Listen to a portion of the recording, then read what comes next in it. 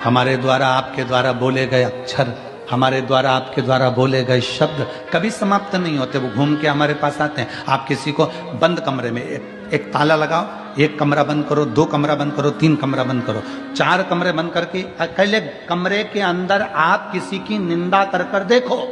जिसकी निंदा करिए उस तक वो बात पहुंच ही जाती है। अब लोग कहेंगे हमने तो अकेले में की थी, ये बात उसके तक पहुंच कैसे गई? क्योंकि हमारे शरीर की वाइब्रेशन, हमारे शरीर की तरंगे हमारी बात को ले जाकर वहां तक छोड़ देती है जिसके लिए हमने कहा है।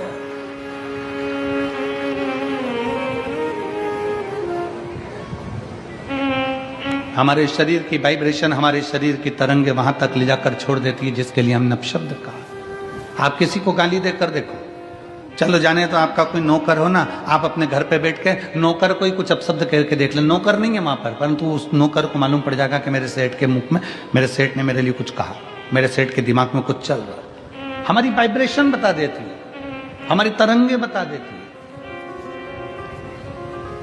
इसलिए शिव महापुराण की कथा कहती है, अच्छा विचार करिए, अच्छा सोचिए।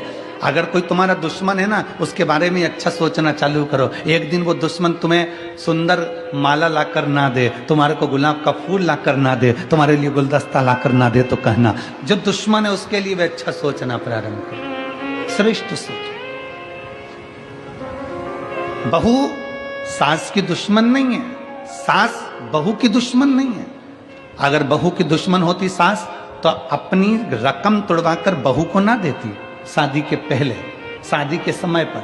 अगर सास तुम्हारी दुश्मन होती तो 1-2 लाख रुपए शादी में खर्च नहीं करती, 5-5, 10-10 हजार की साड़ियां, लहंगा तुमको नहीं दिलाती अगर तुम्हारी दुश्मन होती तो। और बहू अगर तुम्हारी दुश्मन होती तो वो अपना घर छोड़कर तुम्हारे घर में नहीं आती तुम्हारी गुलामी करने के लिए। ना सास बहू की दुश्मन है, ना बहू सास की दुश्मन है। ये दोनों रहते रहते एक दूसरे से बोलते नहीं, अपशब्द नहीं बोलते, पर अंदर ना जाने कैसे कैसी अंटी पालते रहते हैं। अंदर की वाइब्रेशन ऐसी कर लेते हैं, मम्मी ने ऐसा कर लिया, पापा ने ऐसा कर लिया, अंदर से सोच रहे हैं तो वो वाइब्रेशन तुम्हारी सास तक पहुंचती है, सास की वाइब्रेशन बहू तक पहुंचती है, और दोनों का मन मोटाव आपस में चालू हो जाता है। और एक दिन ये होता है कि घर में अलग अलग हो जाते हैं। ये हमारे शरीर की वाइब्रेशन है, ये हमारे शरीर का विचार है, ये हमारी दृष्टि है। आप अच्छा सोचो ना।